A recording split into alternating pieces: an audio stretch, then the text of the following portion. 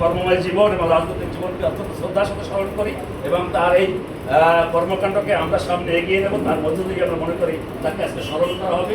তার যে অভিপ্রায় যে বরগুনাতে একটি জাতীয়তাবাদী রাজনীতিকে এখানে প্রতিষ্ঠিত হওয়া এবং বরগুনা জেলা বিএনপির সাধারণ সম্পাদক, বরগুনা সদর উপজেলা পরিষদের প্রথম নির্বাচিত চেয়ারম্যান, আমাদের অত্যন্ত শ্রদ্ধাভাজন নেতা জনাব ফজলুল হক আজকের এই মৃত্যুবার্ষিকী ১৬তম মৃত্যুবার্ষিকী উপলক্ষে জাতীয়তাবাদী ছাত্র দল বরগুনা সরকারি বিশ্ববিদ্যালয় কলেজ শাখা কর্তৃক আয়োজিত আজকের এই দোয়া এবং মিলাদ অনুষ্ঠানে এরকম কট্টর জামাত, কট্টর মৌলবাদী বিএনপির মধ্যে উনি একজন কট্টর বিএনপি পন্থী মানুষ, অর্থাৎ রাইটিস্ট।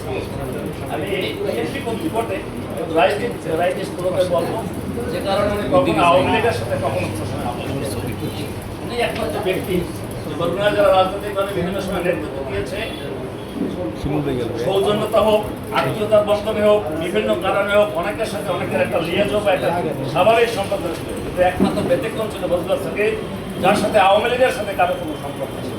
এটা আমরা আমার জীবদ্দশায় আমরা দেখেছি, রাজনৈতিক জীবদ্দশায়। যাই হোক, তারপর থেকে উনি আসার পরে এখানে যে দলের যে উত্থান, দলের উত্থানের ক্ষেত্রে আমার একটা ব্যাপক ভূমিকা ছিল।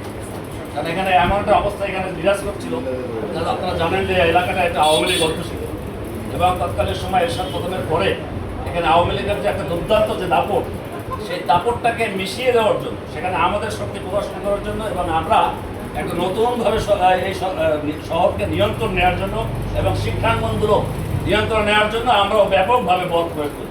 আমরা একজন সোজা সাপোজ যে কথা, এবং তার নেতৃত্ব দিয়েছিলেন এই ফজলুল হক এবং উনি বলেছিলেন যে এটা প্রতিষ্ঠিত করতে, ছাত্রদলকে ক্যাম্পাসে প্রতিষ্ঠিত করতে এবং এই রাজনীতি ছাত্রদলের রাজনীতি শহরে কর্তৃত্বকে প্রতিষ্ঠিত করতে যে ধরনের পদক্ষেপ নেওয়া লাগে তোমরা সেই ধরনের পদক্ষেপ নেওয়া, আমরা তোমাদের সাথে। সে কারণে বল প্রয়োগের বিভিন্ন সময় প্রতিনিয়তই মনে হয় আমাদের সাথে আওয়ামী লীগের সাথে একটা সামনাসামনি অনেক ধরনের ঘটনা, মারামারি, হানাহানি, এটি প্রতিদিন চলে, প্রায় প্রতিদিনই বলা চলে। আমরা মারতে যাইতে আমি জানতে নেওয়া পর্যন্ত ওরা আমাদের এই ধরনের ঘটনা প্রতিনিয়ত ছিল এবং উনি কোনোভাবেই আপোষ করেন না। শক্তিশালী অবস্থা দিয়ে উনি তখন ভূমিকা রাখছেন দলের সাথে এবং এটাকে কলেজ ক্যাম্পাসের যে রাজনীতির কথা বলা হয়েছে, ওনার নেতৃত্বেই আমরা সেদিন একটা অভাবনীয় একটা বিজয় আমরা অর্জন করেছিলাম। যে 19টা পদের মধ্যে আমরা বোধ হয় 17টা পদে বিজয় আমরা বিজয়ী হয়েছিলাম, যেটি বরগুনার ইতিহাসে বিরল ছাত্র সংসদ নির্বাচন।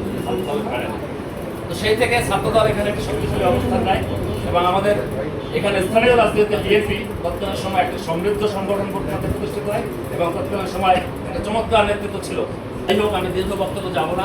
সেই ফজলুল হক এই দল বিনির্মাণে প্রতিষ্ঠার ক্ষেত্রে তার অত্যন্ত অনেক অবদান আছে এবং উনি একজন দক্ষ সংগঠক ছিল। উনি ভবিষ্যৎকে দেখতে পাইত এবং রাজনীতি বিবেচনার প্রসঙ্গে যে সিদ্ধান্তগুলি উনি নেওয়ার মতো তাদের একটা চমৎকার ক্ষমতা তার মধ্যে আল্লাহ তাআলা দিয়েছিলেন। তো আমরা তাকে মনে করি শ্রদ্ধার সহিত তাকে স্মরণ করবো। আর রাজনৈতিক যে গুণাবলী সেটাকে আমরা সম্মানের সহিত শ্রদ্ধার সহিত সবসময় আমরা বলতাম এবং তাকে অনুসরণ করতাম। আজ তার সেই কারণে তার কর্মময় জীবন এবং রাজনৈতিক জীবনকে অত্যন্ত শ্রদ্ধার সাথে স্মরণ করি এবং তার এই কর্মকাণ্ডকে আমরা সামনে এগিয়ে নেব। তার মধ্য থেকে আমরা মনে করি তাকে আজকে স্মরণ করা হবে।